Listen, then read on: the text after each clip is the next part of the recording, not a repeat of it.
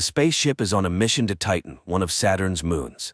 Astronaut John wakes up in the hibernation capsule. He feels weak after the long sleep. The drugs have many side effects and John needs some time to recover. He is greeted by the ship's captain, Franks. The captain orders John to take a shower and then come up to the bridge to discuss the next steps. Besides Captain Franks, John is met by his colleague Nash. Together the men watch a message from the Mission Control Center and receive new instructions. They are to conduct routine equipment checks and prepare for gravitational acceleration. John tries to pull himself together, but this time he feels worse. He struggles to eat and confesses to Nash that he can't remember the last name of Zoe, his girlfriend. By evening, John manages to check all the equipment. He records a response message to Mission Control, reports the situation, and prepares for another hibernation cycle, which will last 3 more months. A special substance is injected into the astronaut's bloodstream, and his eyes slowly close. Memories from the past wash over him, and for the next 3 months, he is deep in sleep. The awakening process is routine, with John experiencing the usual symptoms as he waits for his body to recover. After a hearty meal, the astronaut spends some time on the exercise bike, preparing for work, but unexpectedly he hears a familiar voice. It seems like Zoe's voice came from somewhere nearby. John steps into the corridor and walks through the empty spaceship. No one else has woken up from deep sleep yet, and John feels uneasy. His fear intensifies when part of the ship's hull above him starts to come loose. John tries to figure out what's wrong, but a piece of metal breaks off and knocks him unconscious. Captain Franks and Nash lay their injured colleague down and provide medical assistance. As soon as John feels better, the captain orders him to go to the technical compartment and figure out what caused the malfunction. Under the hull, John finds significant damage and a strange giant dent, but the footage Nash reviews from the cameras provides no answers. No objects approached the ship in the past few hours. Moreover, the dent hasn't caused any serious problems. All systems are still functioning normally. Captain Franks leaves his subordinates and orders them to report the situation to Earth. He himself heads to the site of the damage for another inspection. Nash tries to convince the captain to abort the mission and return to Earth, but Franks refuses to break protocol. There's no serious reason to do so, as all systems are still operating smoothly. The astronauts gather to make a joint decision, but the conflict only escalates. Nash starts panicking, insisting that continuing the mission is too dangerous, but the captain remains firm. Unless new orders come from Mission Control, they will continue toward Titan. Nash then tries to persuade John to act together. He's convinced the system will eventually fail, and by then, they won't have the chance to save themselves and return to Earth. Their conversation is interrupted by the captain, who calls them to the bridge. He admits that he overheard everything Nash said and doesn't appreciate his attempts to stir up panic. Franks tries to calm Nash down, reminding him of the consequences they'll face for disobeying orders and advising them to focus on their duties. Despite the captain's orders, Nash continues to urge John. He asks him to set the hibernation cycle for 89 days instead of 90 so they can wake up earlier than the captain and reverse course back to Earth. John doesn't like his friend's idea and doesn't want to be part of a mutiny, but when Nash tells him about another ship destroyed by poor leadership decisions, John agrees to think it over and give an answer after they wake up. John falls asleep again, recalling happy moments with Zoe, but this time the cycle is much shorter than usual. Nash demands an answer from his friends so they can quickly turn the ship around and head for Earth, but John remains uncertain. He realizes that his mind is clouded, and making important decisions in this state isn't wise. Jupiter appears outside the window, strengthening John's doubts. They are so close to their destination. This drives Nash over the edge, and a loud argument breaks out between the men. Captain Franks watches the whole scene. Having learned of his subordinates' plans, he also altered his sleep schedule and woke up earlier to prevent the mutineers from disrupting the mission. Franks sends Nash to check the systems again to make sure everything is in order. While the saboteur is gone, the captain invites John for a drink to gauge the astronaut's mood. The commander assures John that he'll cancel the mission if it's necessary, but for now they must stick together and follow orders. Nash's derailed plans push him to the brink of insanity. He causes a scene and Franks decides to relieve him of his duties and proceed with acceleration without him. John tries to stay out of the conflict and pretends that everything is fine, but the breach in the hull continues to trouble him, and he often has nightmares where it pulls him into the vacuum of space. Despite his concerns, John ignores Nash's pleas and heads to the bridge to prepare for the acceleration. The team gets ready to approach Jupiter. John sets the coordinates and sequentially activates the powerful engines that will take them to Titan. The acceleration is successful, and the ship enters the orbit that will guide them to Titan. But Nash still believes it's a serious mistake. John isn't entirely sure they made the right choice either, but he tries to keep himself busy to avoid dwelling on it. He decides to check the equipment again, and something strange happens. One of the radios transmits an unknown signal. The crew tries to come up with an explanation, both insisting that John must have accidentally pressed a button. To end the discussion, Franks orders the astronauts to prepare for another hibernation cycle. This time, exiting hibernation becomes a real challenge. John collapses to the floor, completely drained. He tries to recover, but while his body regains strength, his mind suffers greatly. He keeps seeing visions of Zoe everywhere. Captain Franks notices his subordinate's strange condition. He tells John to get a grip and realize that it's all just his imagination. Zoe is not, and cannot be, on the ship. Nash discovers the first signs of trouble. The reactor's power output begins to rise. He's not sure if it's connected to the hull breach, but if it continues, the ship's engine might fail. Nash again urges his friend to listen to him and turn the ship around. He reminds John of Zoe, saying that if they don't return now, she'll quickly find a new boyfriend. Captain Franks overhears the men's conversation once again. He summons them to the bridge for a serious talk. Someone, using Nash's password, deliberately lowered the engine's power to stop the ship. The commander won't tolerate Nash's antics any longer. This time he draws his sidearm to show the mutineer who's in charge on the ship. Franks orders the astronauts to return to their hibernation capsules to prevent any further sabotage. But as John's body starts receiving the drug, he sees what the captain is doing to his colleague. He doesn't have time to stop the crime. His eyes close. Weeks later, when the sleep cycle ends, John tries to figure out if it really happened or if it was just a dream. He steps into the corridor, but none of his colleagues are around. Franks appears suddenly. He assures John that Nash is fine but will remain in hibernation until the mission is over. The captain asks John not to complicate things and behave normally. They need to complete the mission and reach Titan, but if necessary, he'll use his sidearm to prevent further insubordination. To help John relax, Franks tells him the truth about the other ships Nash mentioned. He swears the madman distorted the facts, and in that case the captain wasn't at fault. The crew harmed themselves. John reluctantly admits he was wrong and agrees to continue working together. The captain tasks him with inspecting the equipment and re-establishing contact with mission control on Earth. While working, John's arm goes numb, and he tries to examine it himself, but for a moment it seems like the limb swells and turns into a monstrous hand. As soon as the vision disappears, John hears Zoe's voice again, but he realizes this is also a hallucination and doesn't respond to the call. Instead, John decides to discuss the future plans with the captain, but Franks unexpectedly starts talking about John's relationship with his girlfriend. The commander assures him that their romance wasn't real. It was orchestrated to convince John to join the mission. The unpleasant conversation unsettles John, and he heads to the workshop to focus on his tasks. Unpleasant thoughts and memories prevent John from concentrating, but suddenly the radio crackles, and he hears the dispatcher's voice. The astronaut tries to report what's happening, but the connection keeps cutting out and he can't hear a response. Franks summons John to the bridge. He demands to know what John was doing, and upon hearing about the conversation with Houston, the captain insists it was another hallucination. The captain orders John to return to his capsule and go back to sleep, but this time John's nerves snap. He demands that Franks wake Nash up and prove that his friend is okay. Taking advantage of a moment, Franks attacks John and tries to force him into the capsule, but John manages to break free. A fight breaks out between the two men. John is stronger, but he can't win the battle with his mind as easily as with the captain. John reaches the central computer to find out which chamber Nash is in and if he's alive.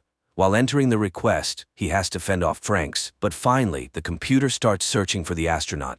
The answer John receives leaves him in shock. The program confirms that Nash is alive and on the bridge, just like John and Franks, because all three names belong to the same person, Captain John Franks Nash. John realizes that he's been alone on the ship the entire time. His companions were figments of his imagination caused by the repeated use of hibernation drugs. John loses his last bit of strength and doesn't know what to do next. He returns to the workshop, holding the service pistol. The astronaut tries to contact mission control again, but for a long time the radios remain silent. Finally, one of the radios turns on, and John hears Zoe's voice. She says she's at the ground control center and was invited to speak to him. Zoe confirms John's version. The hibernation drugs were too strong, causing his mind to become confused. But that's not the worst part. The girl tells the astronaut that there's no spaceship. All this time he's been part of a different experiment in deep underground. The planets and stars he saw through the window were just a simulation, as was the sensation of flying. But the impact was real. An earthquake hit the surface, partially collapsing the tunnel.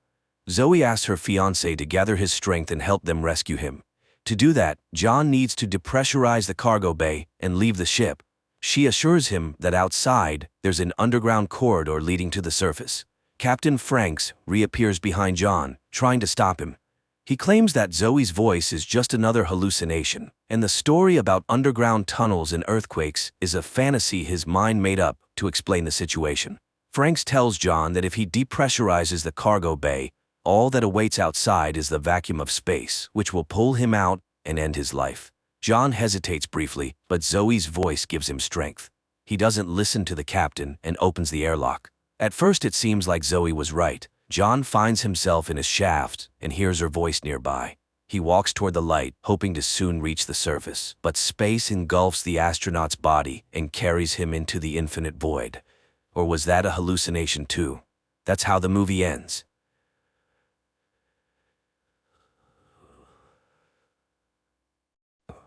Aliens arriving on Earth first kill an entire small town and then bring half of its population back to life, although it's hard to call it life.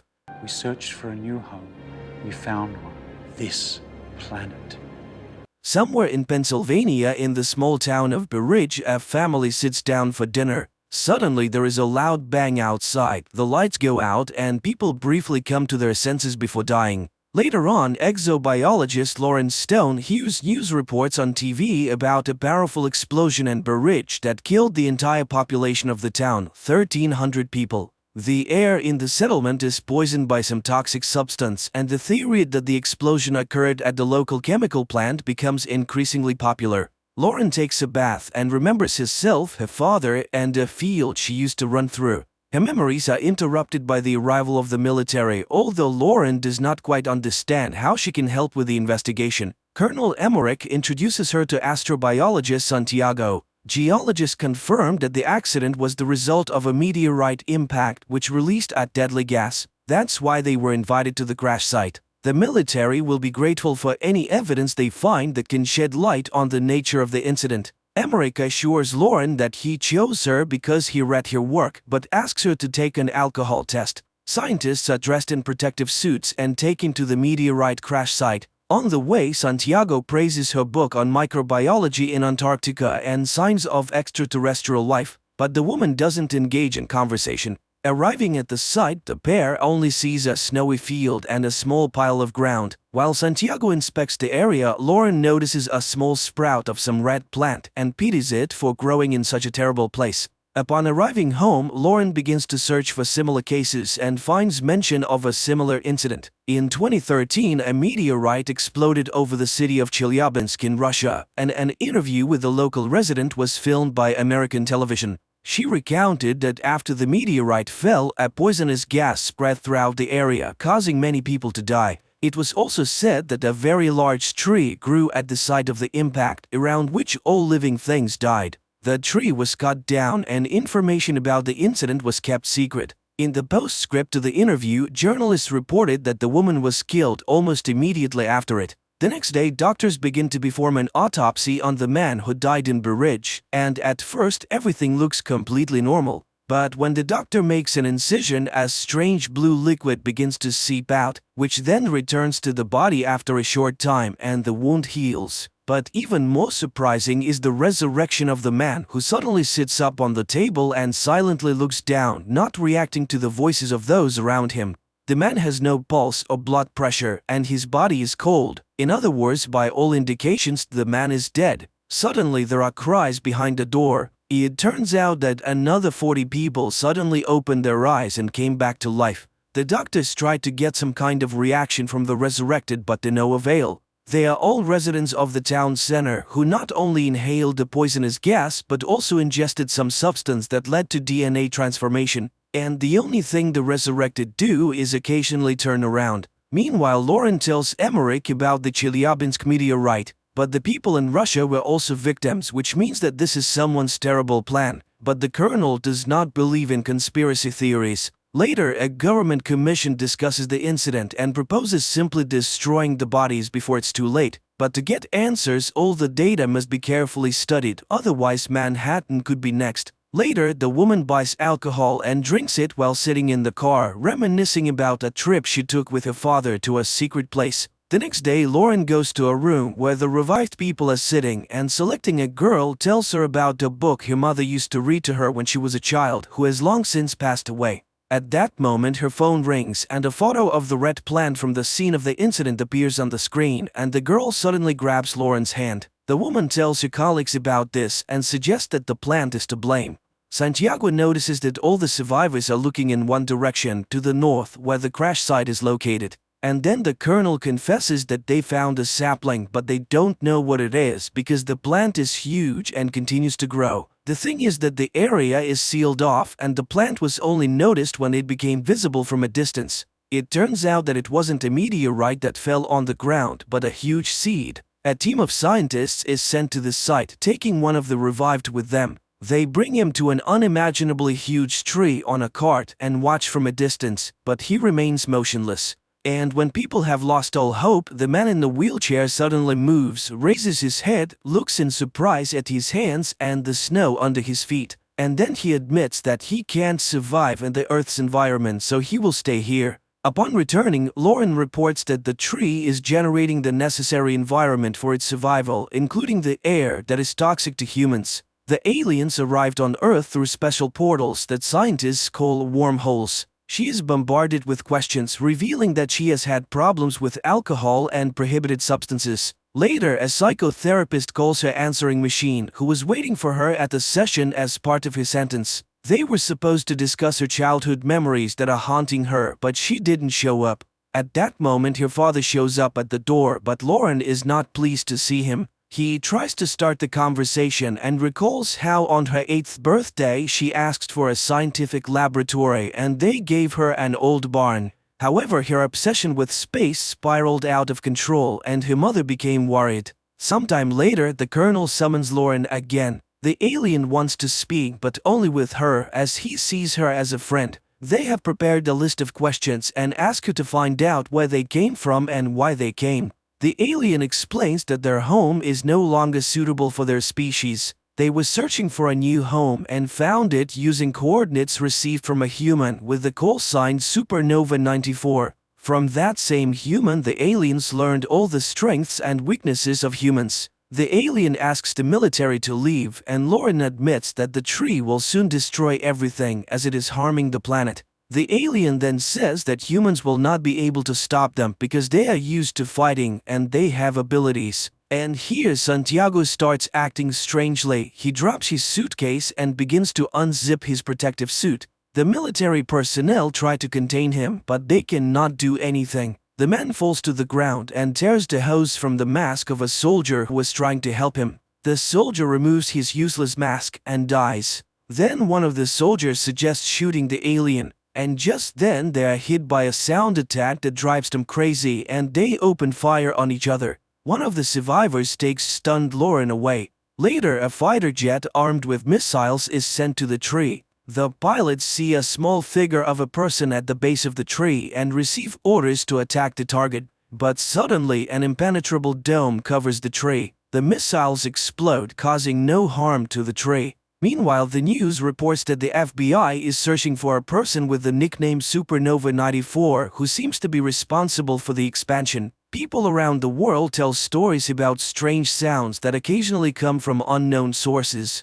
In some places, smoke emerges from the ground, killing all living things. People pray day and night, and martial law has been imposed in many countries. The earth trembles, crops die, and vegetables rot in the ground. One day, Lauren goes to her father's house. But first she approaches the locked barn, which has a sign that reads Lauren's laboratory. But after looking at the house, she walks away and heads towards the tree. For many years she has been tormented by the question of who or what she is. The end of the world is approaching, but she feels relief, as if she will finally live freely. And she plans to find the truth right here. She meets the alien who tells her that the tree is undergoing transformation. Feeling the tremble under her feet, Lauren lies down on the ground and listens to the hum of the planet. The time has come, new life is growing, and all of this has happened because of her. And finally, Lauren remembers the day when her father brought her to a secret base where an unidentified flying object had been brought down. Her father left her to wait in the corridor. Bored, she wandered through the rooms, listening to her father being instructed about a powerful and hostile creature that had tried to plant something before it was shot down by the military. The girl found the sarcophagus containing the alien and reached out to the glass. Suddenly, the creature reached out and touched the glass from the other side. She screamed in terror, not understanding what strange thing was happening to her, causing her to lose consciousness. The frightened guard found her and took her to her father. But the girl looked healthy and left with her father. Only from that day on, Lauren hasn't been quite herself. She draws super complex designs of interstellar ships and writes incomprehensible formulas. At school, she constantly gets in trouble, skillfully manipulating not only her classmates but also her teachers, calling herself an alien who wants to go home. And one day, Lauren tunes a transmitter she has built and contacts a distant planet, taking the call sign Supernova 94.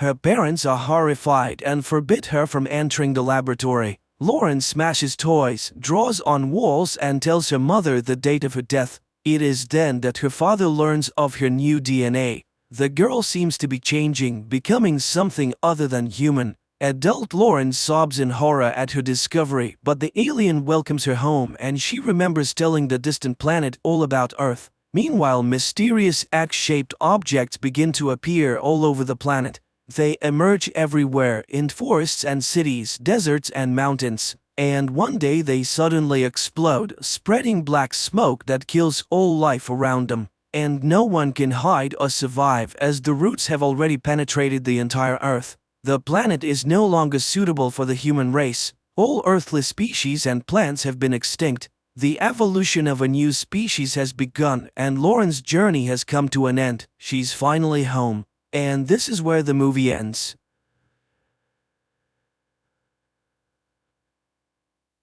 Hello everyone! Today we're going to be talking about a science fiction film called Inuyashiki. Be ready for some spoilers ahead. Ichiro is a middle-class man who bought a new house for his family, but they don't seem to be very appreciative of his efforts, complaining how it's smaller than all the houses nearby. The father bought sushi for the family to celebrate, but they don't want any takeouts and instead goes to a restaurant without their old man. Ichiro has no choice but to enjoy the celebration by himself. At work, his boss complains about his new project that's trying to sell energy drinks, which is making the company lose a lot of money. Ichiro apologizes publicly while his manager yells at him in front of all his co-workers. He goes home after a tough day only to see some thug stealing from a man similar to himself. Ichiro turns around in fear, only to be spotted by his daughter, who blames him for being a coward. While sitting outside his house, Ichiro finds a stray dog, abandoned by her master, walking towards him. Her name is Hanako, and the main character feels a kinship with her right away. The wife sees her husband with the dog and immediately tells him to get rid of her. She hands him a report about his recent medical examination, which requires him to do further testings. Ichiro receives a terrible news from the doctor, who tells him that he has stage 4 cancer and only about 3 months to live. He tries calling his wife about the news, but she chooses to ignore him. Ichiro calls his daughter, but she also ignores his phone call. At dinner time, he tries telling his family about his medical condition, but they're too engulfed in themselves and continues to blame the father for every little mishap. The wife demands her husband to get rid of the dog while paying no attention to the pain in her husband's eyes. Ichiro walks his pet out into the streets and wonders if his family will even cry for him after hearing the terrible news. He apologizes to Hanako and tries to leave her behind, but she continues to follow him everywhere he goes. After failing to leave his loyal companion, Ichiro realizes that Hanako is the only thing in this world that cares about him and apologizes profusely for abandoning his friend. He sees another man named Hiro contemplating while sitting in the park, and both of them look up as they see a bright light heading this way. An object hits them with blinding speed, and Ichiro loses consciousness while strange creatures surrounds him as Hanako barks continuously. He wakes up in the morning, finding his dog beside him, and surprisingly, he somehow regained perfect vision without his glasses. Ichiro goes home for breakfast, only to find that he cannot taste any of the food and feels extremely thirsty while drinking water from the fountain. He goes to his room, only to see that smoke is coming out from his left hand. It then turns into a large rifle and shoots what appears to be the soup he drank from earlier.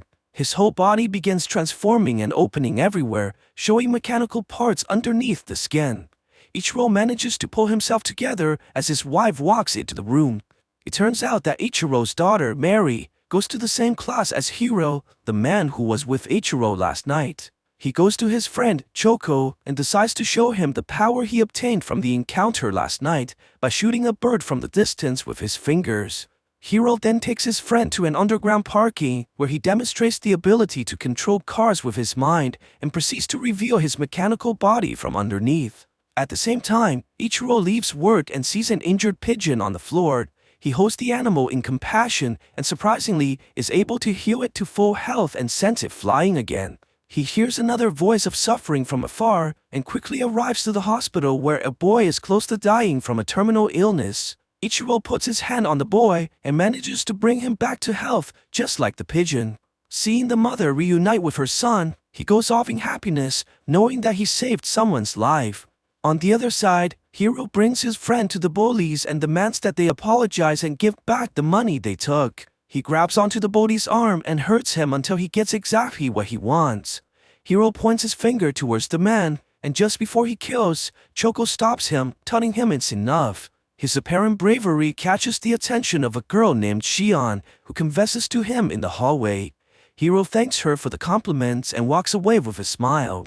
We learn that his mother is divorced because Hiro's father left her for another woman. Even though she was betrayed by her ex-husband, she still shows care for his health and wants Hiro to spend time with his father. He goes to their house and spends time eating dinner with their family, but you can see that their happiness only infuriates Hiro from within, as he believes that it was stolen from his mother. While playing with his half-brother, Hiro points his finger towards the family and hesitates about pulling the trigger. He eventually stops as he looks at his father and realizes that he still cares for the man despite what he's done. Hiro walks home alone and hears all the happiness from the families nearby. He breaks into one of the houses and proceeds to shoot everyone inside. Ichiro hears this from the hospital after saving more people and rushes to the house where he finds the young girl with a bullet hole on her head. He tries saving her with his power, but realizes that it only works on living creatures.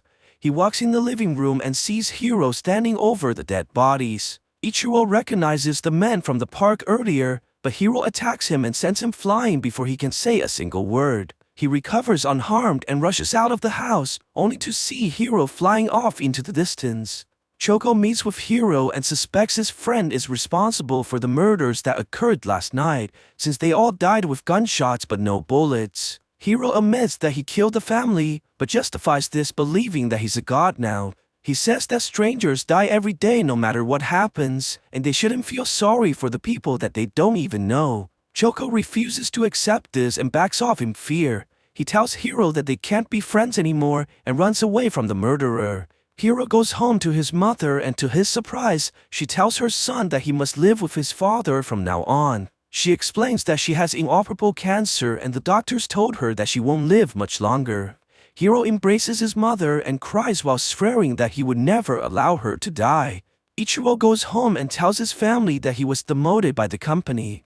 The wife yells at him, worrying about their mortgage, while the daughter becomes angry at his father for his incompetence. Ichiro laments about his inability to protect his own family and doubts that he's able to stop the murderers and help others. Suddenly, he hears Choco's voice, praying that someone can stop his best friend from killing more people. Ichiro realizes that he has to stop doubting himself and resolves to use his powers to stop Hiro from murdering others. He transforms into his robot form and flies towards the sky while carrying Hanako with him. Ichiro arrives to the park and meets Choco. They talk about what happened on that night, and Choco speculates that aliens must have reconstructed both Ichiro and Hiro. He thinks that they both must have the same abilities and decides to train Ichiro based on what he saw Hiro is able to do. They go to a junkyard and Ichiro tries shooting a tin can with his hand.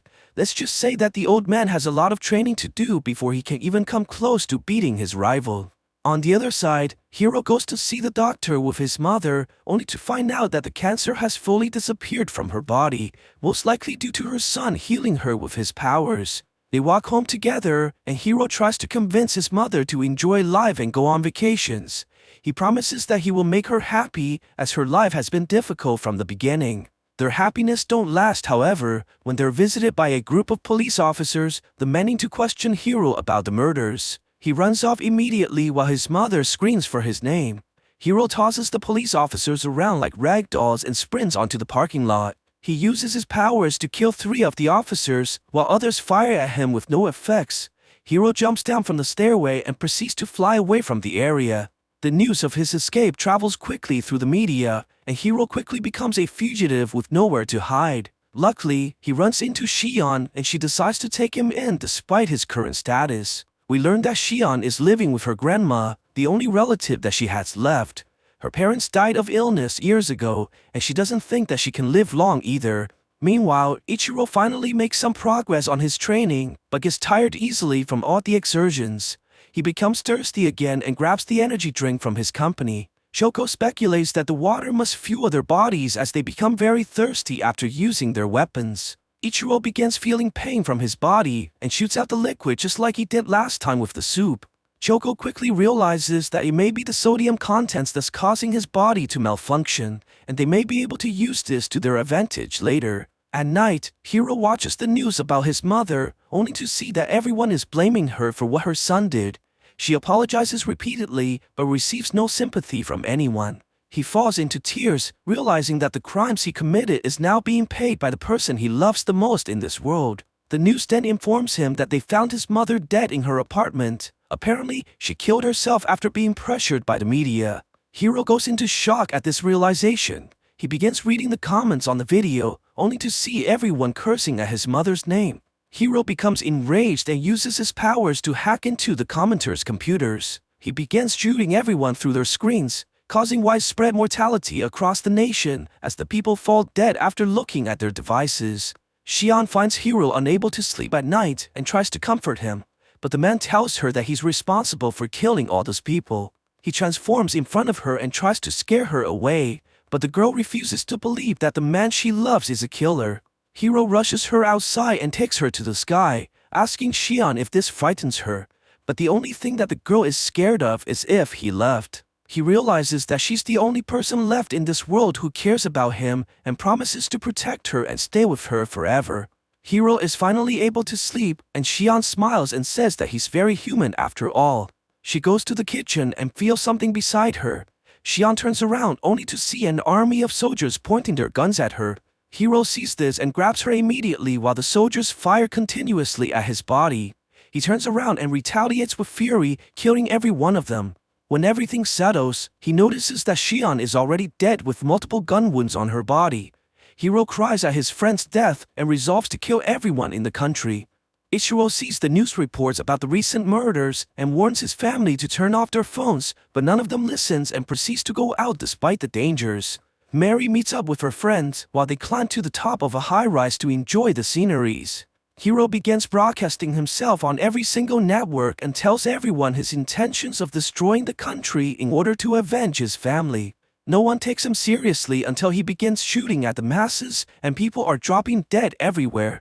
Everybody panics and runs in chaos, but there is nowhere to hide from his attacks. Ichiro manages to hijack the signal, and Choco tells everyone to throw away their phones in order to prevent the attacks. Without any way to reach the masses, Hiro decides to attack humanity directly by firing numerous missiles at the city and causing explosions everywhere.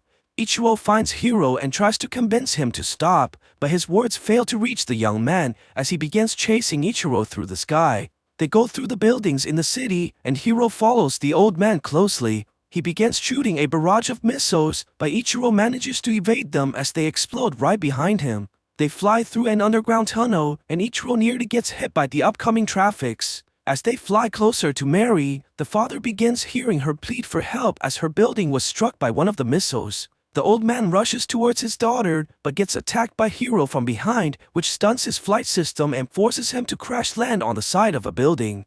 Ichiro tries shooting at the man, but Hiro dodges the attacks and kicks him through the building. They crash into a helicopter and knocks it towards the walls, causing it to explode. They land on a rooftop and Ichiro continues to beg Hiro to stop killing. The young man takes out a bottle of water and tries to recharge, but Ichiro destroys it. Hiro charges at him and takes the water from the old man. He drinks the whole bottle and continues to fire missiles, sending Ichiro flying into the sky. Hiro chases the old man as they fly further into the atmosphere. He fires more missiles at Ichiro, who gets pushed by the explosion into outer space. Hiro punches him and takes this opportunity to grab the old man, planning to finish the fight with a final attack. To his surprise, instead of firing missiles, he shot out the water he drank earlier, which turns out to be energy drink replaced by Ichiro. Hiro falls back as his body malfunctions. Ichiro transforms his arm into a rifle and shoots numerous projectiles at Hiro, sending him flying towards Earth with the explosions. The old man flies towards the building where his daughter is at and sees Mary lying motionless on the ground. He tries everything in order to resurrect her and manages to bring back her breath. They embrace each other as tears fall from the old man's eyes. Suddenly, he gets kicked from the side, which sends him flying to the walls. It turns out that Hiro survived the fall from earlier and returns to take his vengeance. He learns that Mary is the old man's daughter and begins attacking her, shooting her stomach as Ichiro interferes. Hiro punches the old man around like a rag doll and continues to beat him in front of his daughter. He grabs Mary and takes her to the edge of the building. Hiro wants the father to experience the same despair which he feels every moment and throws the daughter off the building. Seeing his family about to get killed, Ichiro charges all his energy and flies towards Hiro. He crashes into the man and breaks off his arm while flying towards his daughter. Ichiro charges downwards and sees that Mary is still falling. He reaches out on the girl and manages to catch her right before hitting the ground. Mary wakes up after being healed by her father and realizes that her old man is a superhero. She sees him fly off as he rushes to save as many people as he could. Although the government has confirmed Hiro's death, they haven't really found his body on site, only shards of metals of unknown origins. Ichiro continues to have dinner with his family like everything is normal, but his daughter now sees that her father is a true hero. Choco goes home and to his surprise sees that Hiro is still alive, but missing an arm after the fight. He's glad to see that his friend didn't die and offers him to play the newest video game. Choco turns around after finding the game, only to see that Hiro has left, knowing that his presence would only endanger his best friend. So what do you guys think about this movie? Let me know in the comments below. And if you like my video, please press like and subscribe for more. I'll see you guys next time. Hello everyone, today we're going to be talking about a science fiction film called Terraformers. Be ready for some spoilers ahead. In the 21st century, humans tried to solve the problem with overpopulation by changing the atmosphere of Mars. They managed to accomplish this by growing plants and sending genetically engineered cockroaches to the neighboring planet in order to speed up the transformation. The year is 2597 in the city of Tokyo. Komachi and Nana are being chased by the police for committing the crime of murder. Dr. Honda, who works with the Japanese government, takes this opportunity and offers them a deal that they cannot refuse. He wants them to go on a mission to Mars, where they're going to eradicate the cockroaches sent there 500 years ago as part of the terraforming process. The doctor promises to alleviate them from their crimes and even grant them a large sum of money if they complete this task. Komachi refuses to sign the contract as he knows that the doctor must have an ulterior motive. Nana hesitates but decides to go on the mission as she sees no way out. Komachi yells at the girl for being so reckless as there's no way he can allow her to go alone. The main character begrudgingly signs the contract as well. They head on to Mars 2 years later on the spaceship called Bugs 2 and are joined by a team of many others just like themselves. Komachi has a friendly rivalry with a man named Jin, who's always trying to beat him in hand-to-hand combat. Nana questions the competence of their team members as they're composed of criminals and terrorists. She wonders what was the selection criteria for this team, to which Jen replies that it was probably money and freedom. Their conversations are interrupted when Captain Dojima arrives and informs them to prepare the landing for Mars. They successfully touch down on the planet, and the team members are surprised to see that Mars is no longer red, but looking more like Earth. The lieutenant, Mina, launches a device into the distance, and he begins shooting out chemicals that are meant to destroy the cockroaches. The captain orders the team to spread out in groups of 2 and confirm the eradication processes within 3 hours. The gothic-looking woman named Asuka refuses to team up with the Yakuza and insists on going with the computer hacker Ichiro. The captain grants her wishes at the Yakuza's disapproval, as he doesn't want any unnecessary conflicts within the team. Their drone locates the spaceship called Bugs 1 that was sent here secretly by the Japanese government 10 years ago. Dojima confirms with Honda that their team is in the process of first contact, and the doctor responds with exhilaration, suggesting that he may have something else planned for the mission. Jen notices something wrong while scouting the area with Maria, as they fail to find any cockroach carcasses in the vicinity. They continue heading forwards, and Jen is shocked to see a caveman-like humanoid standing in front of them. He quickly hides with his teammate to avoid any contact. At the same time, Komachi and Nana also discovered a similar creature. The main character tries to greet the humanoid, but it rushes towards them and attacks Nana right away, breaking her neck. It then runs off in blinding speed as Jin's team regroups to their location.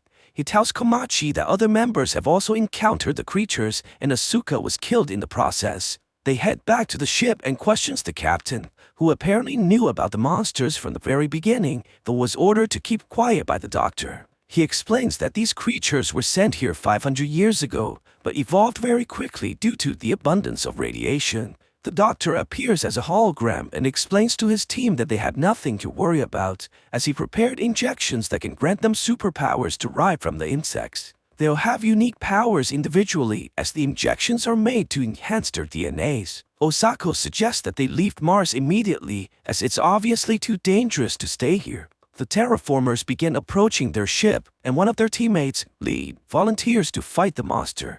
He heads outside as the sandstorm approaches and injects himself with the insect's DNA.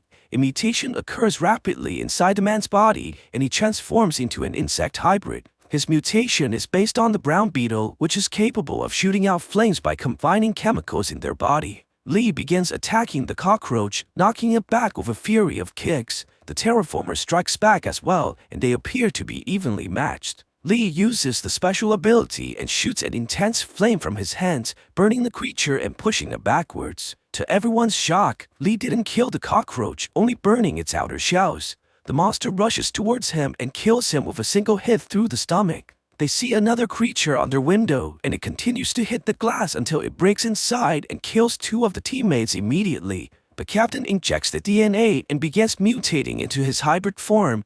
His transformation is based on the bullet end, which allows him to lift 100 times his own weight. Dojima smashes the cockroach to the floor and kills it easily with his immense strength. Before they can celebrate, the radar picks up hundreds of terraformers heading this way, and the team decides that they must leave Mars in order to survive. The lieutenant tries to start the spaceship, but strangely, the engine refuses to work, almost like it was sabotaged. With no other choice, the captain decides to be the decoy and tells everyone else to go to Bugs 1 and retrieve the necessary components to fix their ship. Surprisingly, Ichiro volunteers to stay behind to help the captain as well. Komachi takes a last look at Nana before he leaves and promises to return for her.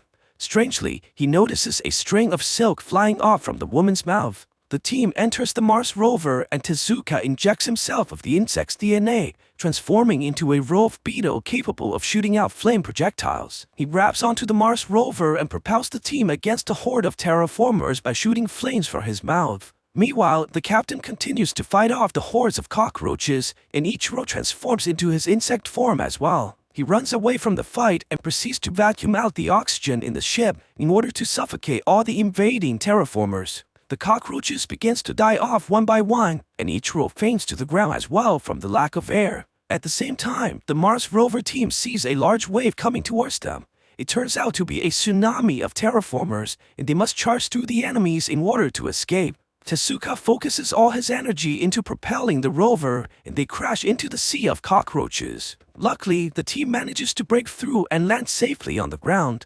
They continue forwards, but soon sees another tsunami of insects much larger than the one before. Osako and Maria decides to defend the team from the outside and transforms into insect hybrids while heading towards the wave of terraformers. They try their best to fight off the incoming cockroaches, but the vehicle flips as they exit the horde, throwing the teammates in the air. Everyone inside the car gets knocked out, but the rover goes into autopilot and drives off. The teammates left behind tries fighting off the insects, but gets killed one by one. The rest of the team wakes up only to find themselves at Bugs 1 already.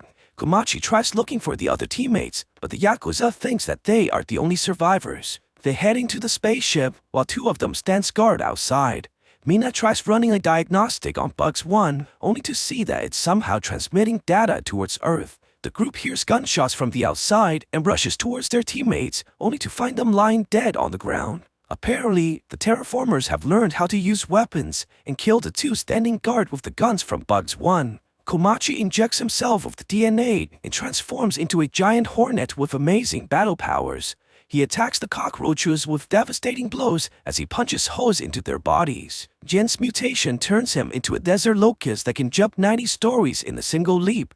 He's able to decapitate numerous enemies using his kicks alone. Mina transforms into a praying mantis and slashes the insects into pieces. The team quickly overwhelms the cockroaches and destroys them with little effort. On the other side, Dr. Honda talks to one of the terraformers who's able to speak unlike the others. It goes to Bugs 2 and turns on the oxygen while pointing a gun at the captain who's lying on the floor, exhausted from the fights. Suddenly, the cockroach gets opened up from the inside and Asuka emerges from its body. It turns out that her transformation is based on the Emerald Cockroach Wasp, who has the ability to control the minds of cockroaches and wear their exoskeleton as disguise. Instead of dying from the earlier attacks, she was able to manipulate the insects into killing each other. She quickly dries her face from the sticky white liquids and proceeds to shoot the captain multiple times. Asuka pours water onto Ichiro, whose transformation is the Asian Chironomid.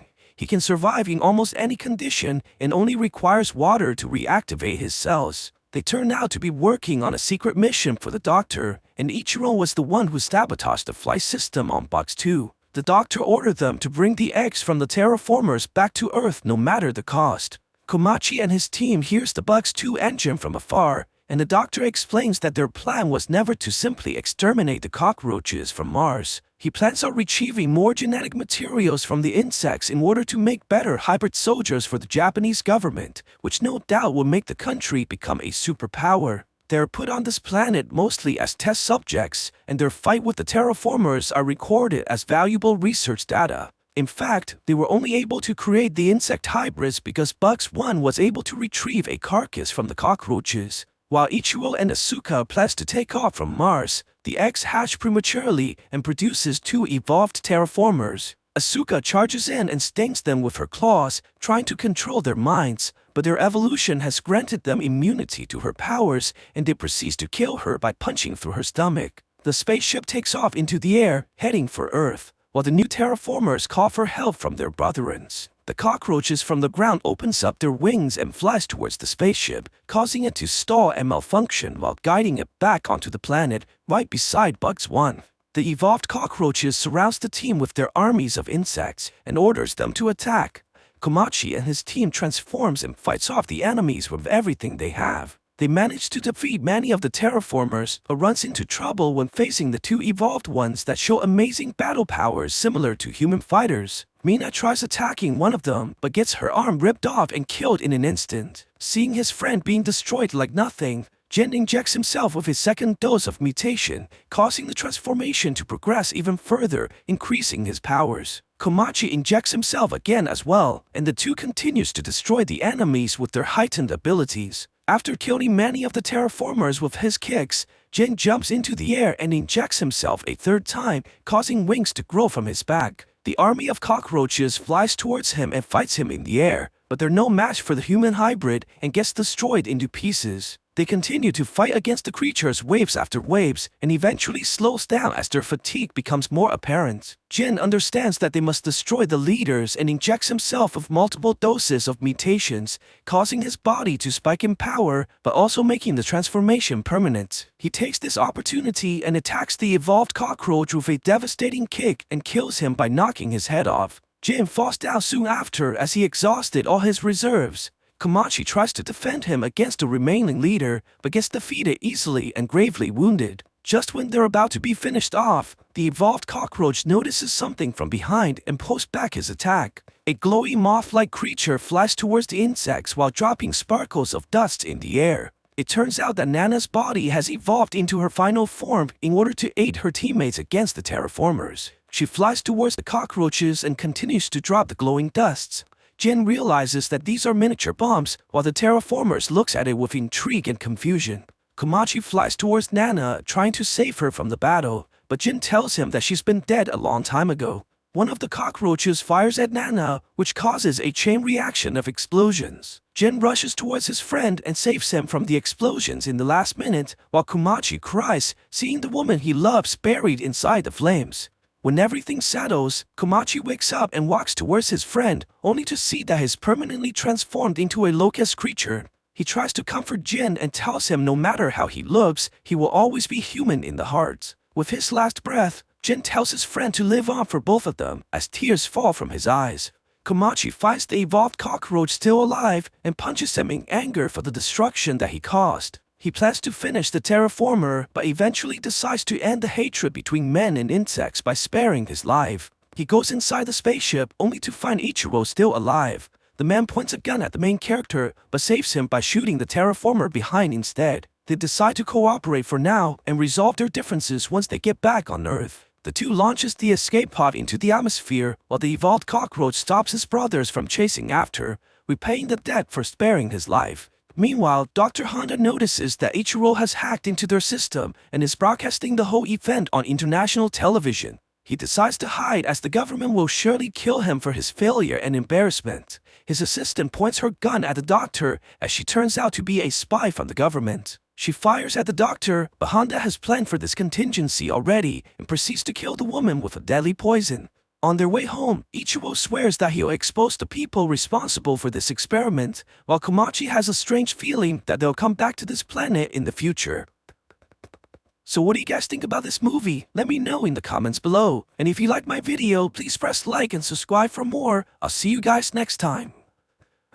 This story is set in a world grappling with a unique and terrifying epidemic. This epidemic, which has baffled scientists and experts for over 8 years, is spread through language and speech, making communication dangerous. The main symptom of the disease begins with a high fever, eventually causing the afflicted to speak incoherently, descending into madness. As a precaution, people have resorted to wearing headsets constantly, as the disease can be transmitted by hearing the speech of the infected. Those affected by the illness, known as jabbers, are swiftly quarantined and forcibly separated from their families, leading to public outrage and distress. The story introduces Murat, a linguist whose life has been profoundly altered by the pandemic. Isolated and lonely, he lives with his mother in an apartment, his life reduced to a series of cautious routines. Each day, Murat meticulously checks his temperature, a ritual that underscores the constant fear of infection. One day, Murat's attention is drawn to Sul, a young woman immersed in a book at a bus stop. Time seems to stand still as Murat is captivated by her presence. However, the moment is broken when she notices his prolonged gaze. Realizing he's been staring, Murat awkwardly shouts that no bus is coming and quickly departs, heading back home. The narrative continues as Murat, despite his reluctance, leaves his home to buy soap for his mother. While at the supermarket, he encounters an old woman who suddenly turns around and speaks incoherently, a clear sign of being a jabber. An alarm is triggered, announcing the presence of a jabber and urging people to evacuate immediately. In the ensuing chaos, everyone flees, except for the old woman and a young boy who is left behind without a headset. Murat witnesses the boy's mother crying outside. Driven by a sense of responsibility, Murat bravely re-enters the supermarket, gives his headset to the boy, and makes a narrow escape. Remarkably, Murat manages to avoid contracting the epidemic. Despite his close encounter with the jabber, he experiences a high fever but eventually recovers and returns home unscathed, soap in hand. Meanwhile, Anton, a high-ranking official at AEI, is desperately seeking a solution to the pandemic. He faces a setback upon learning that even young children are susceptible to the disease. However, his interest is piqued when he hears about Murat's incident at the supermarket. Intrigued by the possibility that Murat might be immune, Anton delves into surveillance footage to learn more. He observes Murat collapse collapsing in the supermarket, but later continuing on as if unharmed, which deepens Anton's confusion and curiosity. In another part of the city, Murat visits the home of his mother's friend, responding to a desperate call for help. The friend's son, Arif's father, is exhibiting symptoms of the disease, speaking disconnectedly. Arif, holding on to hope, pleads with Murat to find a cure, believing in Murat's unique abilities. He even suggests collaborating with Murat's friend Özgür, but Murat informs him that Özgür has passed away. Arif, skeptical about Özgür's death due to the lack of a proper funeral and the absence of his body, plans to meet with Erol, a businessman known for trading in information. Arif hopes Erol can shed light on whether Özgür is indeed alive and assist in their quest for a cure. Meanwhile, Anton takes a deep dive into investigating the mysterious case of the headset left with a child at the supermarket. He discovers that the headset belongs to Murat, a linguist who was working on the pandemic case but vanished after a disastrous fire that claimed the lives of his team. Intrigued, Anton intensifies his investigation. Delving further, Anton uncovers records of Murat visiting the emergency room with severe fever more than 12 times. Using video footage from the supermarket, along with a temperature detector, Anton confirms his suspicions. Murat is immune to the pandemic. He deduces this from the fact that Murat has surpassed the critical threshold of 4 high fever encounters, a significant discovery given Murat's 12 instances. In the meantime, Murat, spurred by Arif's belief in Özgür's survival, decides to investigate further. He meets a businessman who offers them access to AEI's resources, allowing them to gather information independently and save costs. With newfound determination, Murat boldly infiltrates the AEI headquarters and navigates his way to the information hub downstairs. There, Murat searches for Özgür's name and is initially disheartened to find records indicating his death. He clicks on the autopsy image, expecting the worst, but is surprised to see an unrecognizable burnt face with no identifiable tattoo on the wrist. This absence of a tattoo, which Murat knows his friend had, rekindles his hope that Özgür might still be alive. Before leaving the hub room, Murat impulsively searches for his own name in the database. To his shock and dismay, he discovers video footage of himself from the supermarket incident. Realizing the potential danger of this discovery, Murat hastily exits the room, unable to delete the record. His escape is filled with anxiety and urgency, knowing that his presence in the AEI database could have unforeseen and dangerous consequences. Soon after, Anton, fueled by his significant discovery regarding Murat's immunity to the pandemic, eagerly approaches his superior to share his findings. However, his excitement quickly turns to frustration when his superior dismisses his claims, cautioning against spreading unverified rumors. Frustrated by this response and determined to pursue the matter further, Anton decides to take matters into his own hands. He acquires the address of Murat and his mother's home, although under a false name, and sets out with his men to capture Murat. Upon arriving at the destination, they find Murat's mother answering the door, mistakenly assuming it might be her son. However, the AEI forces swiftly invade the home, scattering throughout the house and the apartment complex. They strategically position themselves, lying in wait for Murat's return to spring their trap. Unnoticed by the AEI operatives, Murat's mother subtly places a prearranged signal on the window, a discreet method of communication between her and her son. She then calmly lights a cigarette and sits down, maintaining an air of composure despite the tense situation. Meanwhile, Murat, who had been waiting for another glimpse of the beautiful girl he had seen at the bus stop, returns home. As he approaches his apartment, he notices the signal from his mother. Realizing the imminent danger, he hesitates at the entrance. Inside,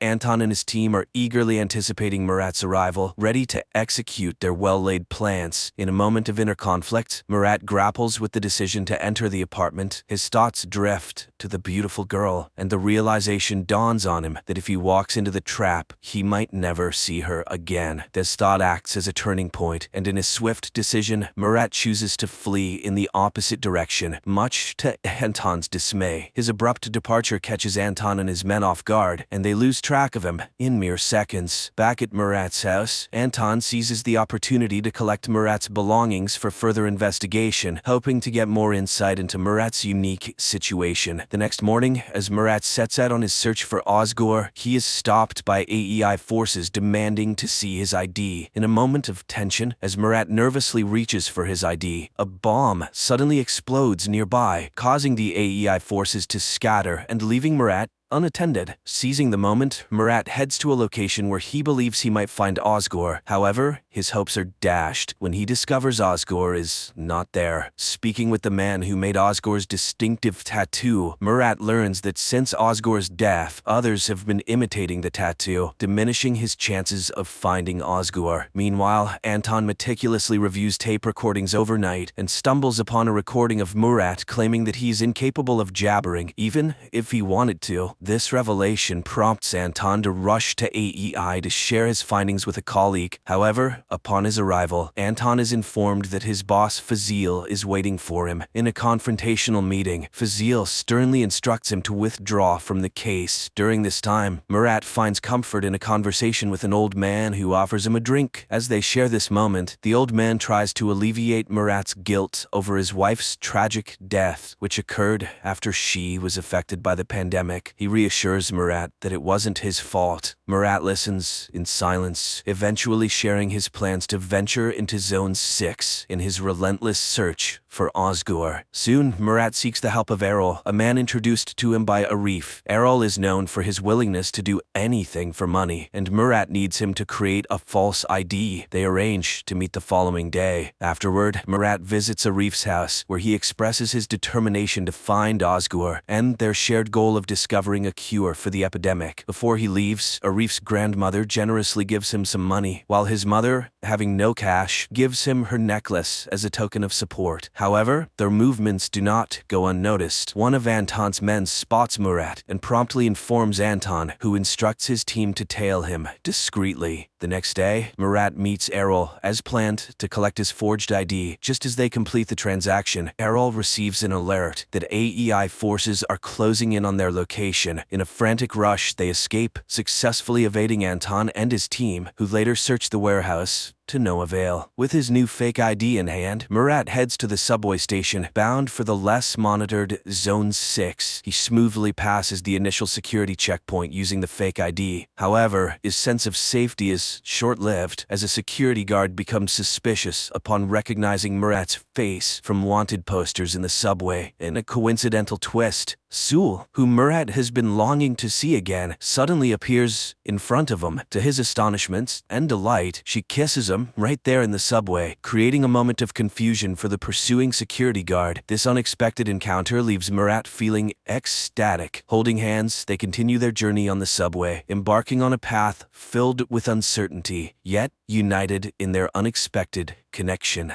Murat and Sul, having left the bus stop, navigate through menacing people and areas until they find a secluded rooftop where they can talk privately. On the rooftop, Murat, preoccupied with his quest to find Ozgur, is about to leave when Sul insists he stay for a meal. During their conversation, he learns her name and he expresses gratitude for her assistance earlier. Sul then reveals her true intentions. She had been following Murat purposefully, hoping to recruit him into her team, P1, which is dedicated to finding a cure for the pandemic. Surprised by this revelation, Murat abruptly leaves, not allowing her to finish explaining. Later, Murat returns to the home he shares with his wife, where he is flooded with memories as he wanders through each room. That night, he dreams of himself torn between his wife and Sul, symbolizing his internal conflict. The next morning, Murat's search for Ozgur takes an unexpected turn when he is kidnapped by masked individuals who question his identity and affiliation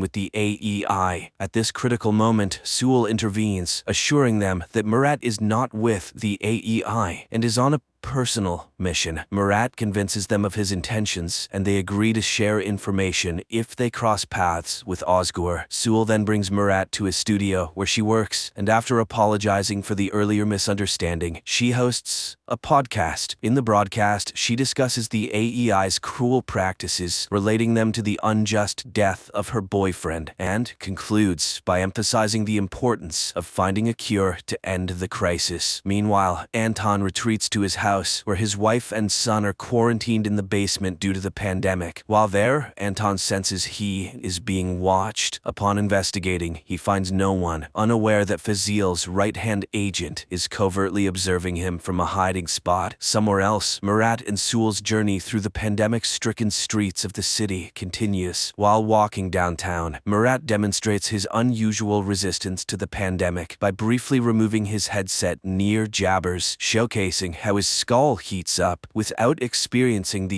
usual symptoms. This unique ability intrigues Suul, who sees potential in Murat's immunity. That night, Murat stays at the studio with Suul, and upon waking up the next morning, he finds himself surrounded by the team Suul had mentioned. The team members introduce themselves and request Murat's assistance. Initially hesitant, Murat warms up to the idea when Suul assures him that joining the team could aid in his quest to find Osgore. As part of their ongoing search for Osgore, Murat and Suul come across a hotel displaying the symbol that Murat associates with Osgore. They decide to investigate by entering the hotel and seeking an audience with the hotel's boss. However, their encounter quickly turns dangerous. In a moment of quick thinking, Murat leverages his past experience and knowledge of recording voices to offer the boss a rare tape. This move impresses the boss, diffusing the tension and earning them a chance to sit and talk. As Murat and Suul are about to explain their quest for Osgore, their conversation is interrupted by a lady entering the room to deliver an item and collect payment. After she leaves, the boss encourages them to continue. Murat and Suul reveal their search for the person associated with the symbol they possess. To their surprise, the boss informs them that the lady who just left was the one who brought the symbol to the hotel. Reacting quickly, Murat and Suul rush outside to catch the lady, but they are too late. She drives away, showing no interest in engaging with them. This missed opportunity leaves Murat and Suul with more questions than answers as they continue their journey in the uncertain and dangerous world. My friends, the continuation of the story is now on the screen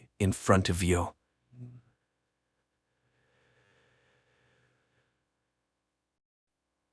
The crew of the spaceship is in cryogenic sleep. Astronaut George Taylor is dictating his final report. Exactly half a year ago by the ship's time, they left Cape Canaday. Over 7 centuries have passed on Earth during this period. The people who sent them on this journey have long since died, but Taylor has no regrets about what they've done. Everything seems different from here. The flow of time is distorted and space is limitless. The only thing he would like to know is whether humanity, the miracle of the universe that sent him into the sky, continues to wage war. A last glance at the clock. It's March 27, 2673 on Earth. He looks at his comrades and lies down in his place. After a while, the ship makes an emergency landing on an unknown planet and finds itself in the middle of a body of water. The crew wakes up and realizes that they have slept much longer than the calculated time. But the most horrifying shock is the death of the only woman, Stuart. At that moment, water begins to enter the ship. They need to evacuate, especially since the samples showed that the atmosphere is suitable for breathing.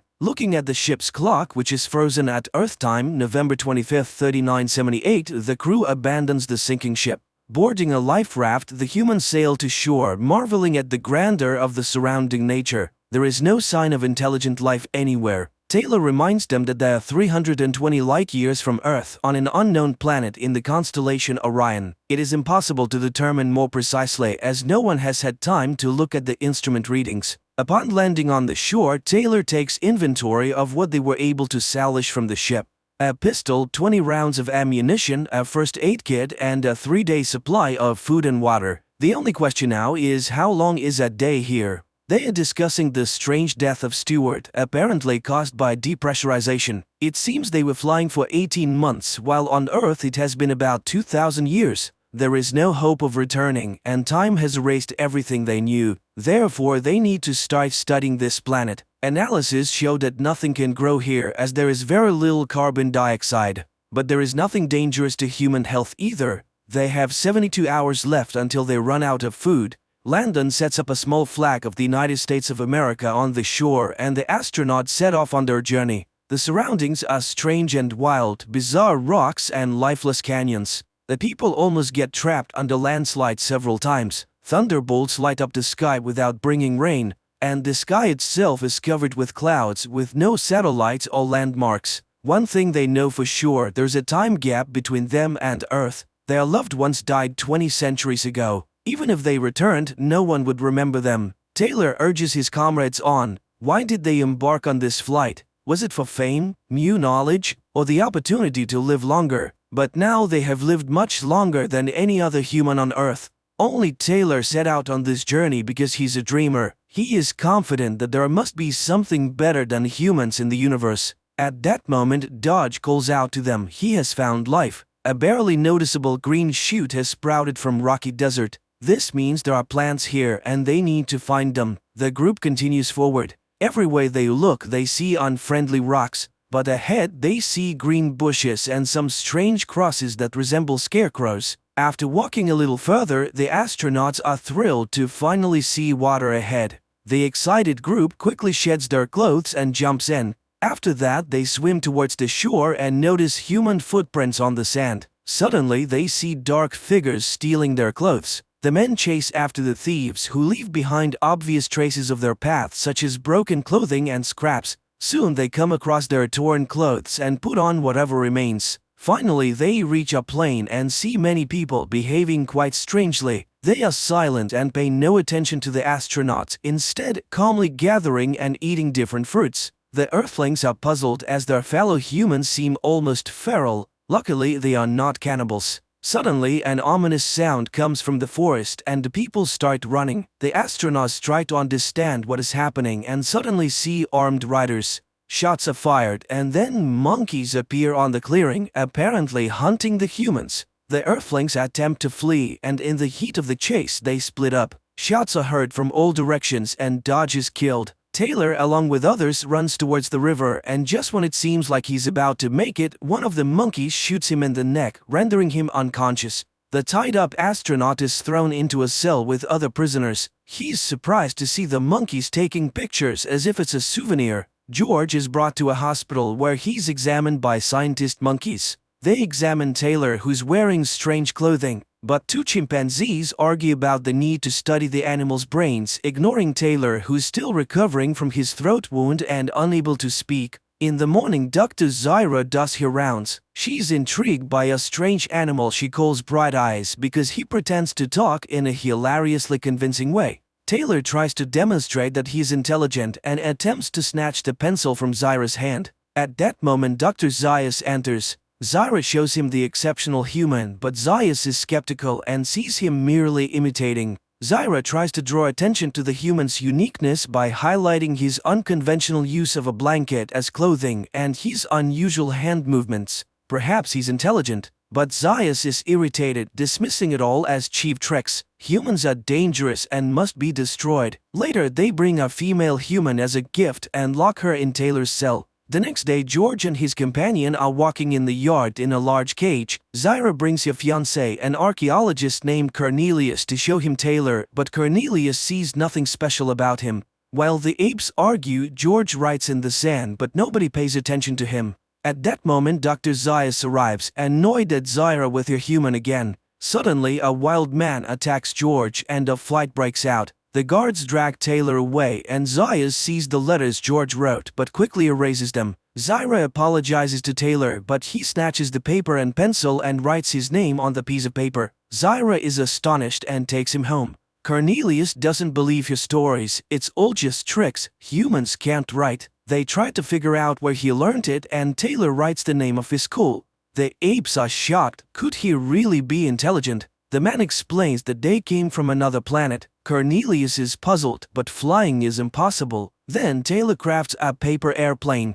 Afterwards, he asks to see the maps and explains where they landed and how they got there. Zyra and Cornelius argue fervently. She claims that humans are a mutation, the missing link between apes and monkeys, and it is quite possible that monkeys evolved from humans. Dr. Zayas, who enters the scene, discovers the paper airplane, crushes it, and orders the man to be taken to a cell. Taylor and Nova sleep in their cell when the arriving apes order Taylor to be prepared for a castration operation, but the man breaks free and runs out of the cell. He manages to hide in the ape temple but is noticed, and the man has to run through the ape city again. Taylor ends up in a museum where stuffed humans are exhibited. Shocked, he runs out into the street but gets caught in a net, where Zyra finds him. And then the voice returns to Taylor, shocking the apes. Later in the cell, Taylor tries to teach Nova how to speak, but the apes take the girl away and put her in the cell across from him. The man tells her about his life on Earth, but he didn't love anyone there. He wonders if Nova can love. The apes put a collar on him and take him to trial. A hearing is now taking place, and Zyra and Cornelius are ready to act as his attorneys. The judges are outraged. He has no rights because he's not an ape. But then what is he being tried for? The court gives a continuance to his lawyers, but Taylor intends to defend himself. A theologian scientist is called to testify, trying to prove the man's irrationality, as he does not know the answers to the simplest questions. But Taylor cannot know them as he has not studied their culture. A person is prohibited from speaking, so he writes his statement and submits it to the court. Cornelius reads that Taylor is a space explorer and arrived from another planet, but the apes do not believe him. They demand to bring the people captured with him. And Taylor sees Landon, but he does not recognize his friend, and the scar is found on his head. George realizes that Dr. Zaius destroyed the man's brain. George is dragged back to the court. And then Cornelius defends Taylor. He did not lie when he said he came from the Forbidden Zone. He described it very accurately, and Cornelius himself was there, and he found traces of ancient ape culture. Zyra continues the defense. If he did not come from another planet, he was born on this one. She found no reason why people cannot speak. The problem is not in anatomy but in the brain, and that is the truth, but nobody wants to listen. Zyra and Cornelius are accused of scientific heresy and the tribunal is closed. The fate of the man is predetermined. He is handed over to Zaius, who intends to perform operations on him. George is outraged. How could such an upside-down civilization arise? And most importantly, why is Zaius so afraid of him? Zyra cannot accept this and organizes the escape of Taylor and Nova. Outside the city, Cornelius meets them with horses and supplies. He suggests returning to the spacecraft landing site. A small caravan sets off and reaches the river. If they follow it, they will reach the sea. Soon they reach the place where Cornelius was excavating. He is ready to take the man to the cave. And then Zyra sees the pursuit. Dr. Zaius, who caught up with the fugitives, is in for an unpleasant surprise. Taylor is armed. The Earthling offers a compromise to the doctor. If Cornelius can prove that their culture is not the oldest and originated from humans, he will leave them alone. Everyone goes into the cave. While Cornelius shows off his findings, Taylor discovers spare parts of a human, a dental plate, glasses, and a heart valve. But the main discovery is a human doll that says the word mama. Zaius tries to find a reasonable explanation when gunshots are heard outside. Everyone rushes to the exit. It's the makeshift doctors who, unable to keep their words, have attacked the fugitives' escorts. Taylor takes Dr. Zaius hostage and orders everyone to leave. Taylor will release him in exchange for a horse, food, and water for him and his woman. But before leaving, he asks the doctor why he always feared him, and he answers because he's a man, and that his ancestors are to blame for the lifeless forbidden lands, for he is the lowest and most treacherous beast. The people leave, and the doctor orders the cave to be blown up and Zyra and Cornelius to be arrested. He saves the future of his people. Taylor and Nova ride along the beach. Suddenly, the man jumps off the horse in horror. He has returned, and they did it after all. They blew them all up and destroyed civilization, let them burn in hell. Nova looks at Taylor in fear. She doesn't understand what is before her, the upper part of the Statue of Liberty rising on the ocean shore.